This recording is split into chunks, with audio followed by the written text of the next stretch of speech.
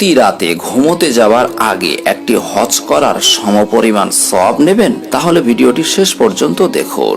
বন্ধুরা, আপনারা দেখছেন ইসলামী ওয়েব বাংলা ইউটিউব চ্যানেল। সকলকে আসসালামু আলাইকুম। একদিন হযরত মুহাম্মদ সাল্লাল্লাহু আলাইহি ওয়াসাল্লাম হযরত আলী রাদিয়াল্লাহু তাআলা আনহুকে বলেছিলেন, ঘুমোতে যাওয়ার আগে এই 5টি কাজ প্রতি রাতে করবে। 1.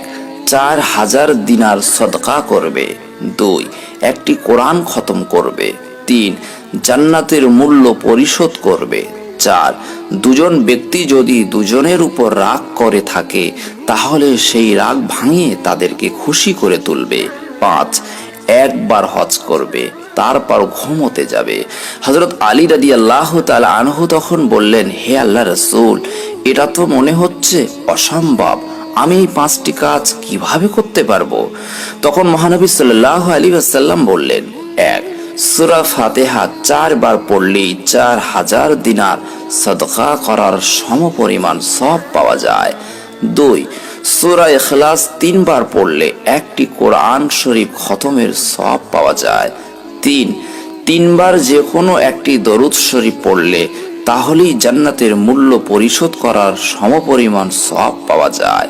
যেমন সবচেয়ে ছোট দরুদ শরীফ হচ্ছে সাল্লাল্লাহু আলাইহি ওয়াসাল্লাম। 4. যে কোনো ইস্তিগফার বা আস্তাগফিরুল্লাহ 10 বার পাঠ করলে দুজন অখুশি মানুষকে খুশি করার সমপরিমাণ সওয়াব পাওয়া যায়।